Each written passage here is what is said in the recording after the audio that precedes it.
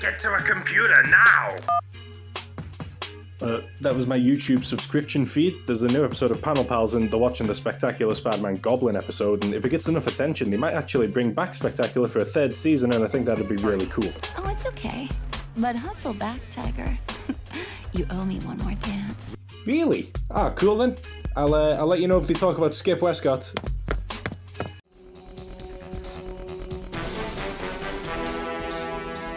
Hello and welcome to another episode of the Panel Pals. We're your co-hosts. I'm Emin Stash. And I'm Skull Ryan.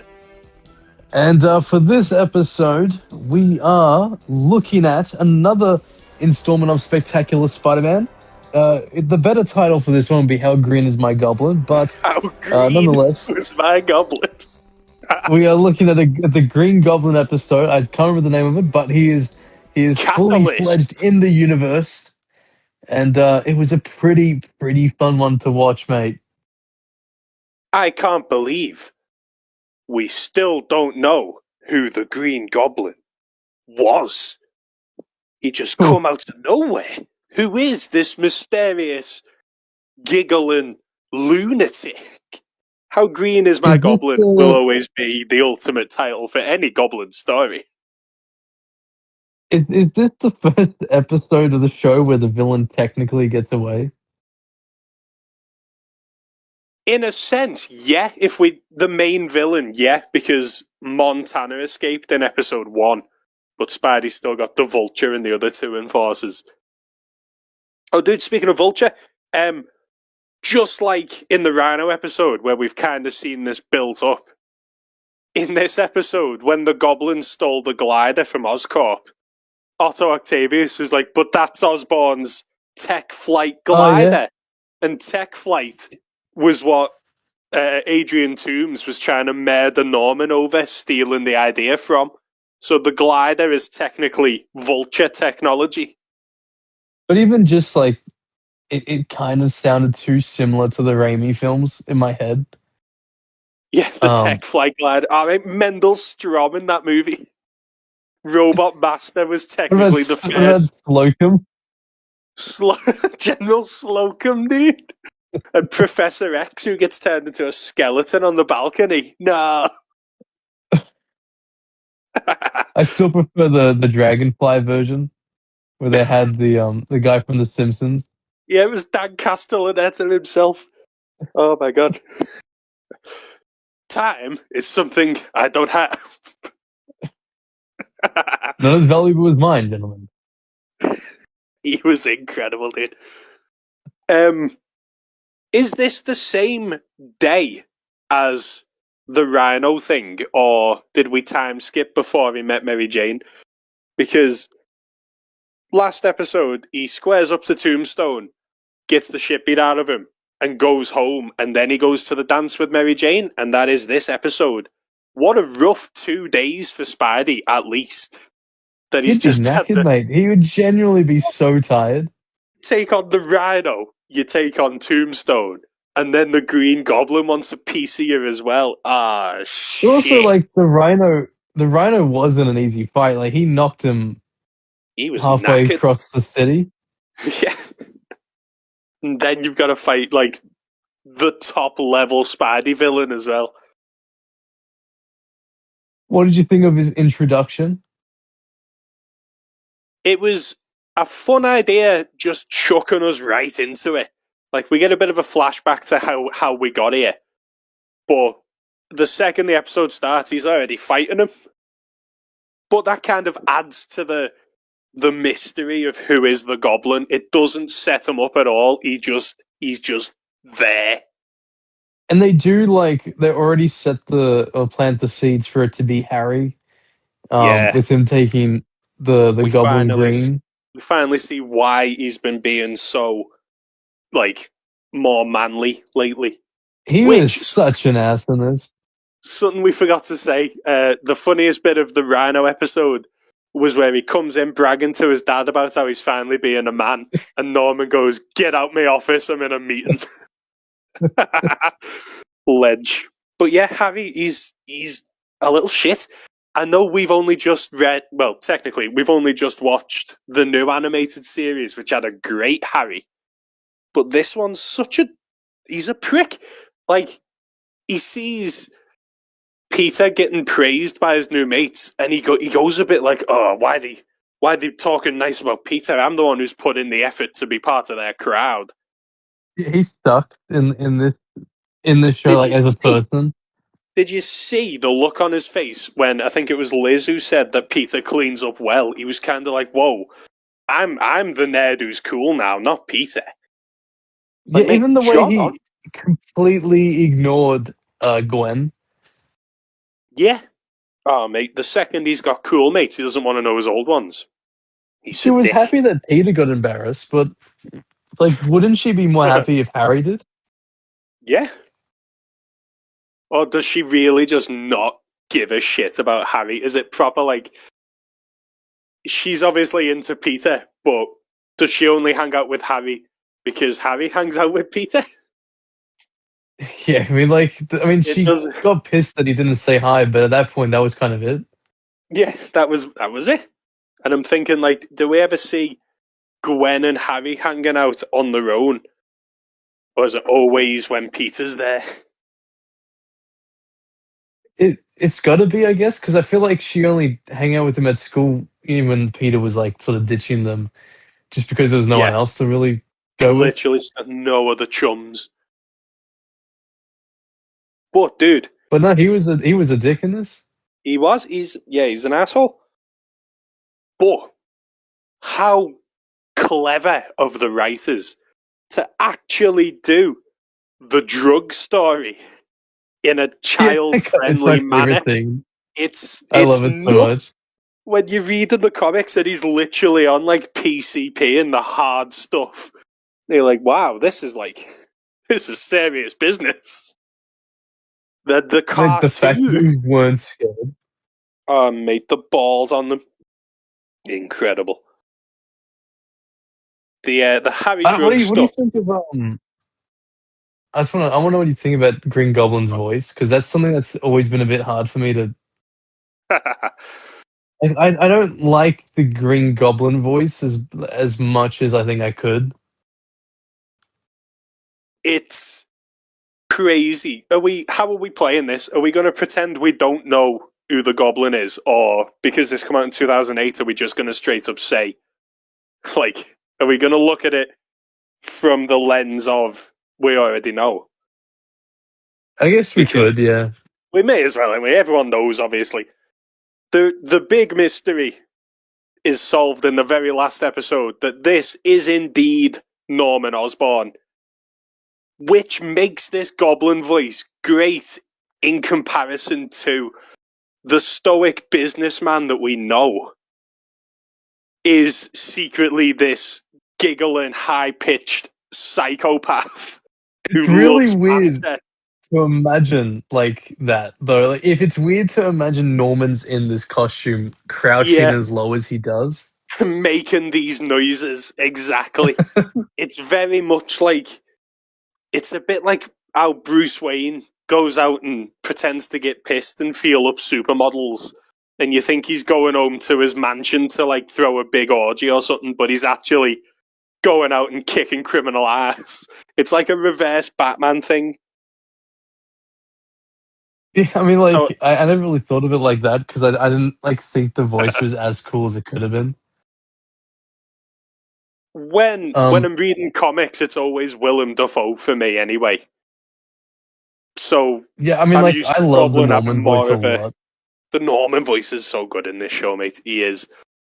He's top quality. Did you notice we didn't even see Norman this episode, did we? No, it was just Green Goblin and Harry. Yeah. So it's kind of like, obviously we know it is Norman, but at the same time we're like, ooh, could it be Harry? That's another thing this show does wonderfully. They actually reinvented the twist. But we'll get to that when we get But to that episode. did you see like how they were like quickly trying to do more synergy with the movie when Green Goblin tries to offer Spider-Man a partnership, and it was like the most Immediately, sort of yeah. like forced. but it felt really forced, the dialogue, and you could kind of tell they just wanted to get that like Just get it reference out the in. way. Oh yeah, that was a bit. I was very ham-fisted with it. Yeah, because he randomly just says it once and then that's it. Yeah, he doesn't like. One of the coolest things I think in the comics is how he really wants Peter to be his son. He hates his actual son. He wishes Peter was his kid, so he's always trying to bring Peter in. And in this, it does kind of brush it aside. Even like just with the Hand of the Goblin, I really enjoyed that it's a much more underworld focused Goblin. Yeah. Like, what was the Because movie I one love even after? just world domination. Then what do you get Is- when you get world domination? Like, What what's would the he? point?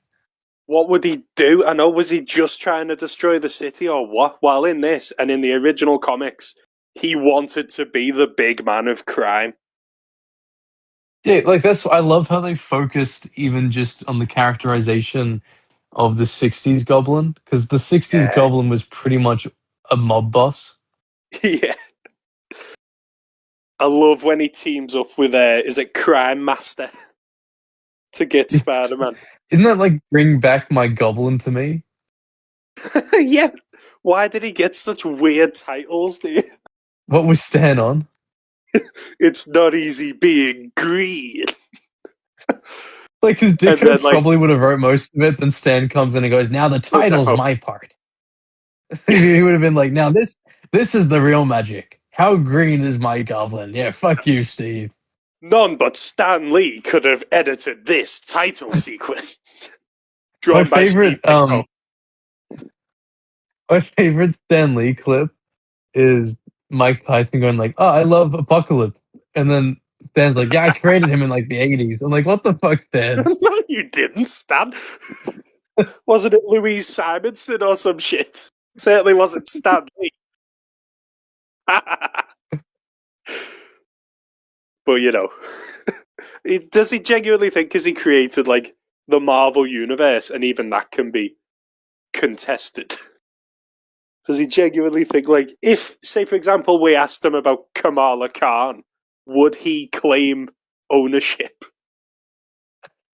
I feel like he'd be thinking of like a random character that had no relevance. And like, yeah, no, I made Kamala Khan. He's my favorite hero, and you just gonna look at it. When I created Kamala Khan, I wanted a girlfriend for Daredevil.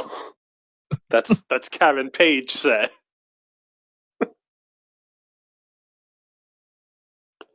Did you like MJ in this episode?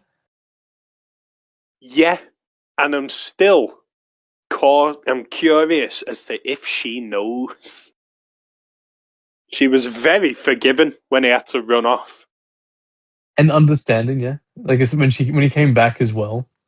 Yeah, she waited for him, dude. And what the hell was that bit where she's like, if I can't dance with Peter, I suppose I'll dance with, is it Randy? And he goes, very. In front of his bed as well, dude. Yeah, because I think it's because not Liz, Sally was like Sally. talking shit to her face, Yeah. and you could still, because I never really like focused much on that part, and then when I did today, when I rewatched it, I noticed like, oh yeah, she just pissed off MJ, and that's literally the entire reason.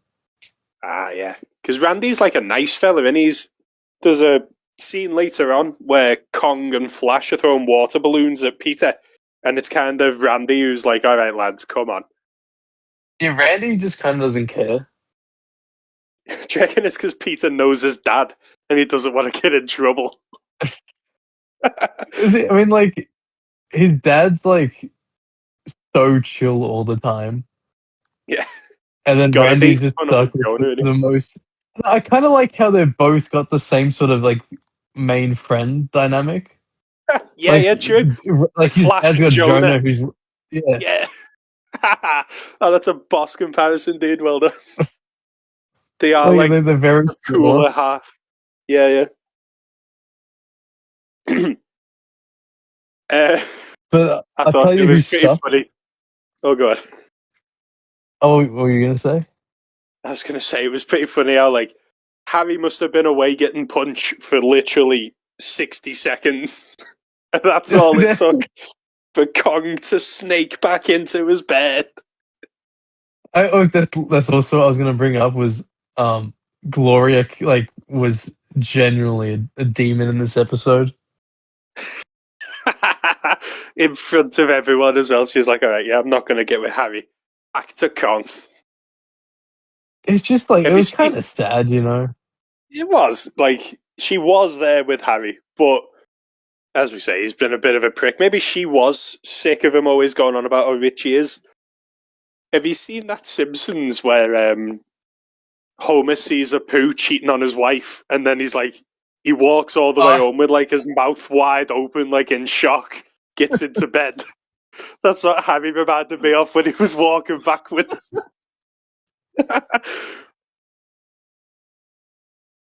I mean, like, yeah, Harry was a douche to the entire thing, but then Yeah. like the way that Gloria went about it was so bad.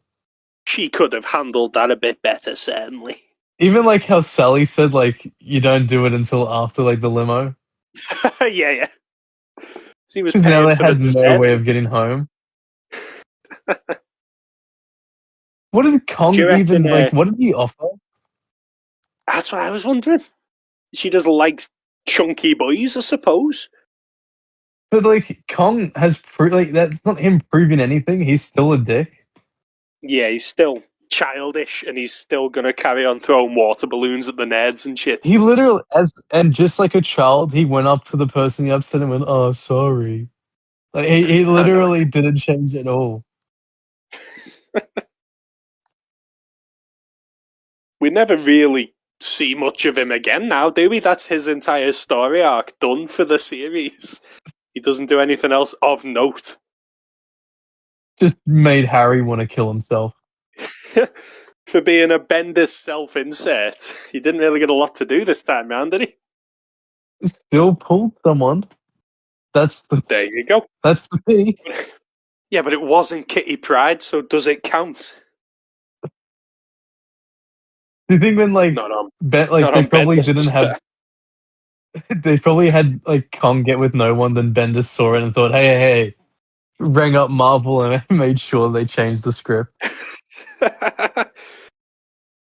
He hits random on the fucking Wikipedia for Marvel Spider-Man characters till he gets a girl, and he goes, yeah, that one. Because why Glory Grant, of all people, who was never in high school with Peter in the comics? Didn't Peter like meet her through an apartment he got? And I then thought she recommended her was... like the Daily Bugle job. I thought it was the other way around. I thought she replaced Betty and then ended up moving near Peter. I can't remember. All I remember was the apartment. That was near the Mindworm stuff. Oh, mate, Mindworm, look out for him. When you He's say a apartment, scary Peter, fellow. to me, I just think of Randy, Candy, and Bambi. Didn't they show up to the like? Didn't MJ and Peter throw like a party one time? I think it was in 300 when they move. They help them move. Yeah, and then he introduced them all to this like one nerd. Oh, yeah. And he's like, these three all live next door to Parker. How lucky is this guy? Miss Muggins didn't turn up to help. Do you reckon she'll ever get adapted in anything? I bet that she'll be Aunt May's next love interest. Mate, the MCU will make her sexy. Yeah, Mrs. they just Muggins. get some rent.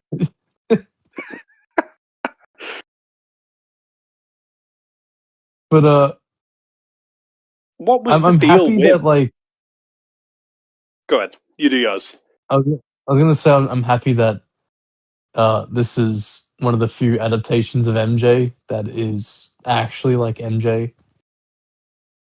Yeah. It's sad, it's a rarity, but this is one of the shows that didn't do any damage to her public perception. Truth. What were you gonna get onto? I was going to ask if Goblin's thugs were meant to be the spectacular version of Jack-o'-lantern. But none of them had the pumpkin mouth. none of them had the pogo floater or whatever the hell it was called. Mate, they are screwed though. Like, Oh, mate, they're dead. I'm going to keep an eye out for their character design specifically, because if they don't turn up again, I'm going to assume Tombstone had them killed. yeah, because even he like makes it known that they fucked up. Yeah, and he must know who they are. He's the friggin' kingpin. Didn't they? I swear It's they just said they called him something in this one that Crime was King. basically Goblin yeah. says And in to my him, head, I'm like, he goes, he says, like, who are you? And he goes, I don't know who you are. And Goblin's like, yeah, that's the point of the mask. But I know you, Crime King. And I was like, oh, that shit. sounds a lot like Kingpin. He Kingpin is to the me. kingpin. Yeah, dude. It's like when they keep making Harry Venom. They're gonna keep making Tombstone Kingpin. It's I mean, like Tombstone to me doesn't ever really surpass a certain point, but I mean, like they seem to always try to push him further and further to Kingpin territory. I think you're never gonna have him at Kingpin's level. There's just too much good shit about Fisk. I do kind of think Tombstone should stay as like the muscle type of area. I don't mind him turning up next to Kingpin as his enforcer, for example. But he's just like he's meant to be just like a thick fella from the streets, and he's just a normal street criminal who happened to get unbreakable skin. And like he should give Spidey a rough time, but he shouldn't like he shouldn't be this insane boss fight for him. Yeah, absolutely. Like I like how. it could be like a fight that lasts like a couple of issues. What did you think of how the PS4 game did him? Where you kind of cure him for a minute so you can beat him up. I like that sort of creativity about like the impingement, like the skin, but it's hindered for me a little bit with like the whole mini tombstones, Oh yeah, what the hell was that? and I don't care about the biker gang thing. Like it could make sense, but I'm more like tombstone work for other people. How did he get out of prison at all when he literally built a tank for super terrorist Mr. Negative? And then in the second game, he's just out of prison. Well, he's just he's innocent, you know. Oh, He that didn't do annoys me. nothing wrong. But no, he's changed. No, he's changed. That ACP that Mr. Negative rips through buildings with, Tombstone built that shit for him, so he works with terrorists. And then at the end, Spidey's shaking his hand and being like, "You stay good, Lonnie."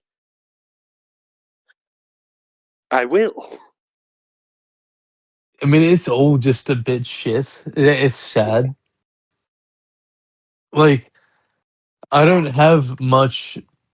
Obviously, don't have much faith anymore in Insomniac. Rightfully Um, so. like I'm. I think they announced like the proper date for Wolverine just like the other Oh yeah, hour or willy so nilly. ago. But like, I'm just like I don't care anymore. Like, have you gotten that feeling? Because I've certainly gotten that recently. Where I'm just like, yeah. I've still not got a PS5 anyway, so it doesn't matter to me. But even like Daredevil, I'm like, yeah. You know, like okay. That's yeah. There's a hard stopping point for the whole thing now. Marvel's dead. Everything Marvel does now, it's just to annoy us. It's just to be shit. But from everything up until around the 2000s, still pretty good shit, and there's so much of it that I reckon you could probably spend a lifetime just reading the good stuff. I've been really wanting to finally get back into like the omnibus books I've got. So like, I really want to read Iron Fist. Oh, hell yeah. because in my head that was a character where I thought like I could read like there's characters I like to read every issue of a character, Yeah. and Iron Fist always felt like one to me that I could do. Oh, hell yeah, dude. His introductory story is so cool as well. I like the concept of him, and I wish that Marvel Rivals used Danny Rand. Because no one ever heard of the other one until then. True. He was getting the loads of shit for not being Asian, wasn't he? When Iron Fist Netflix come out, because everyone was like, it's, I don't know what they call it. It's like white savior or something. Like Even though the Asians can spend centuries perfecting martial arts, and then the white man walks in and does it perfect straight away or some shit. But you're just moaning to moan there, wasn't the whole thing that they saved him as well? Yeah, in the comics they did. Because he was Yeah. going to die on that mountain until he found Kunlun. So, I mean, that's also another problem when they don't properly adapt comic books. Yeah. But when it comes to, like, reading everything, I do agree that you do have to read everything. Like, skipping through, you're going to come across something where it's like, well, when the hell did that happen? Oh, wait, I skipped that one. It'd be like watching 2 episodes. It'd be like watching episode 1 and 2 of Spectacular, not watching 3, and then watching 4 and 5. And it's like, yeah, you don't need to watch it to get the full story, but you're still missing out on key little bits. Yeah, and like it's even though sometimes it could feel boring, it does at the end feel very much like it feels more rewarding when you've read every single issue there is of a character. Yeah. And then it makes Twitter even more annoying because then they're gonna like act like they know more than you. Who voices the Goblin in this? The Goblin voice? Was it Steve I think it's Steve Blum? Bloom. Now, he's big for doing Wolverine as well, isn't he? Yeah, yeah. And I think he did Alfred in the Lego Batman 2 game, where he just goes like, "One more thing, sir." I'm going to quickly pull up what else he's been in, but I know for a fact he at least come back for Shattered Dimensions because he was the Hobgoblin 2099. He did a lot of the thugs in the Arkham games, I think. Did he? Was he? It's the freaking bat. But I don't know. There was him. I feel like Nolan North would have been one of them as well.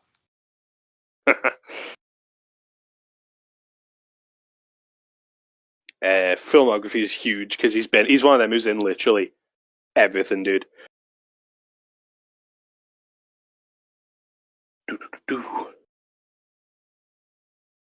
I think. Oh, dude, he was Matt Murdock and Bullseye in the Punisher game. Oh, no way. So I wonder if he's also a fan of comics then, because he seems to do a lot of... He was Wolverine in Ultimate Alliance as well. He's been in Spider-Man stuff before. He was in the Spider-Man 3 game as the Rhino. I mean, like, I'm not a massive fan of that. It was weird how they forgot they'd already done Rhino the game before. And Scorpion. Scorpion, yeah, Scorpion's completely different. Big Wheel! Spider-Man Edge of Time. Spider-Man Edge of Time, he was Big Wheel. He was Killer Croc in Arkham City. And he was Mr. Sickle, Mr. Hammer's brother. Holy shit, dude. Insane. The Big Will. The definitive Big Will. So he's another one. I know we've talked up Clancy Brown and John DiMaggio, but he's another one who he's in a lot of comic stuff, and he seems to like be a good voice actor because he can play different sides. He can play lunatic dudes like the Green Goblin, and he can play more rough, stoic characters like Wolverine. He's definitely like he's got such a unique voice. So Um, how is this show so good at voice casting? it This is is. They like pulled out like all the stops. this is like Andrea Romano level voice casting. Wait, but you know, like I also found out the other day, and I don't know why it never clicked because ever since I figured it out, it like made um so much sense. Go I ahead. couldn't believe Troy Baker played Batman like on a few occasions. It's funny, isn't it? Because he's obviously these the Joker in Arkham Origins and that. In the same way But he's as also a pretty good Batman. Defo, but it's to bring back to Spectacular as well. Josh Keaton and the guy who voices Harry, they seem to swap all the time. The guy who Oh voices yeah, Harry yeah. in this, he was Spider-Man in Friend or Foe and in Lego Marvel Superheroes, while Josh Keaton was Harry Osborn in the first two Raimi games. In that he does So do it a lot. they do seem to like the two of them are both Spider-Man and Harry Osborn, but at the same time, the two of them are both pretty good Spider-Mans. Like the one in the Lego game, Friend or Foe, I've not really played. I can't really speak on it, but the Lego game Spider-Man has like it's an alright voice for like a young Spider-Man. Remember that random TASM 1 reference in that game? Where he's like, I'm gonna get eggs and I'm just drowning in eggs. Yeah, what is it with the eggs? It was one throwaway line in the movie. What a life Lego Spider-Man's led, dude. He's only in high school because he complains about a trigonometry quiz. And yet, in his Spider-Man life, he's up to carnage at least. Unhinged. He must have only been Spidey for like 2 years, and he's up to carnage.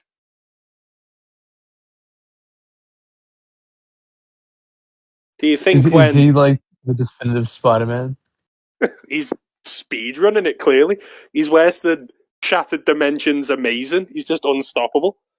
Do you reckon when the Green Goblin threw Lego Gwen off the bridge, she just shattered into bits and then respawned?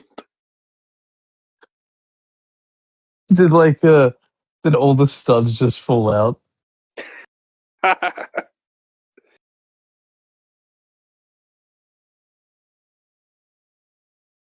Where do you rank this episode out of the bunch we've watched? Like roughly at least, because it's hard to remember some of them. It is. It's getting there. Now that we've got more than 3, it's getting a bit tough to recall. Pretty good. Important, obviously, because it's the Green friggin' Goblin. But I'd say it's up there for the... It develops his Spider-Man life and his Peter life. He kind of gets another girl to talk to. Jameson says something nice about Spidey, gives him the credit for stopping the Goblin. I know it was to then not get John off his mission, screwed. but he still goes like, yeah, just say Spider-Man did it, sod it. And they also started the subplot where Ned Leeds tries to figure out who he is, which comes back big time during the Venom stuff. Oh, it does, dude. Well, as I was watching it and he said that bit, I remember thinking, like, that doesn't really... It comes up in that big Venom episode, but you don't see him really, like, investigating other shit. It's like he does it all off screen. Yeah, and then when that stuff starts to kick off, then it really, picks up the pace. Yeah. But this cartoon, it's so good at planting the seeds and then letting the story grow. Like, we know John Jameson's going to space, and that's obviously going to be a huge deal going forward. So even just little side character stuff, like, you're watching it and you're like, all right, we want to see Spider-Man fight the Green Goblin. Why are we focusing on Jameson's son? It's like, oh, because it'll be important later. But do you reckon that, like, for season 1, this was... Okay, because hear me out. Like, it's a good episode, but I feel like, in a sense, I find it also pretty disappointing sometimes because it's the Green Goblin, and while the fight scene is cool, I find the main overall setting to be quite boring. Like, I never really cared for the dinner setting, Yeah, quite and out I of feel like nowhere for, and the, all that. Like, for someone like the Green Goblin, it could have been much more like as soon as it gets out of the dinner setting, it gets a bit cooler, and the fight scene's like really fun to watch. Especially when he does yeah, that massive backflip, and Spider Man's just oh like, yeah. "Wow." Even Spider-Man's like, oh, that was cool. Did you feel like the voice lines were a bit off in this one? Some of the jokes didn't really land for me, like randomly talking about defenestration. And the bit where he calls him the dude with the nasty tood, it's like, is that funny, Spider-Man? But their actual banter when they're fighting in the street, and he's on about like, oh, you've good banter, but you know, your aim's a bit shit. Like Goblin was giving it I mean, to like him verbally as well as physically, but I go just ahead. felt like sometimes the voice lines sounded really weird. Like they didn't fit the scene or what like Spider Man was talking, and I don't think it was in his head, but Josh Keaton's tone stayed the same as he was like exerting so much energy. Ah, I just felt like it wasn't like as good as the previous episodes, and the delivery just didn't land. I get you. I didn't spot any Maybe of I'm that. just, Like, or I know what maybe you I'm mean, just though. Yeah, like, nitpicking because it's usually peak. yeah, it's mental, and like they do a brilliant job all the time. So you do kind of notice the slips. But other than a few shit jokes, thought it was I didn't spot anything like grievous going on. But I It was a just always found the other Green Goblin episodes to be more fun. yeah. What do you reckon of Mary Jane's voice? I really like the voice. I like when she has that like raspy voice. Yeah, she's got like a I think sexy that's like whisper. I think that's like a good like sort of style for MJ. Yeah, Because it also differentiates her between the other characters. true. No one else sounds that Sometimes I like feel her. like they can all sort of like blend in. It reminds me a bit of Emma Stone's voice in the Andrew Garfield movies. Like it's a bit raspy, it's a bit like rough. If you know, not rough, but you know, it's more like it's deeper. Certainly, She literally should have just been Mary Jane. yeah. In everything but name, she was ultimate Mary Jane. Pretty much. Otherwise, developments. That's it. Really, we've got the Goblin's obviously a huge deal, and I do like how he got away because he kind of becomes the main, even though the next episode's not about him, he's still, as this episode's title, he is the catalyst for a lot of dark shit coming. And I'll only get better from here on out. Um, Plus, we get into Venom soon, right? We do. He's in season one. He is. He finishes Eddie season did one, that weird unlike look, didn't he? Eddie was a bit, Like, he didn't really do nothing this episode, did he? He just hung out. Did he have any voice lines? no, he gave that weird stare. I do think it's refreshing seeing a goblin more like the Stanley Ditko days. Because before this, we had what? The animated series Goblin who just wanted revenge on people who mugged off Norman Osborn. And the movie who again just wanted to randomly blow up kids and kill people on bridges and shit. This one's got an actual goal. Yeah, I mean, I'm always for a Green Goblin who's more mobster ish. Yeah. But the You know, like vibe of this that's show always gonna be being the one I very, want. yeah, the whole show's vibe just being very classic street level. is something that we miss nowadays among all the multiverse, galaxy jumping bullshit that is not at all Yeah, we Spider-Man. don't get it anymore.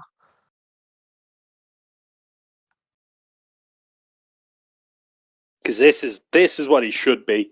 Should be the street. He should be your friendly neighborhood Spider-Man.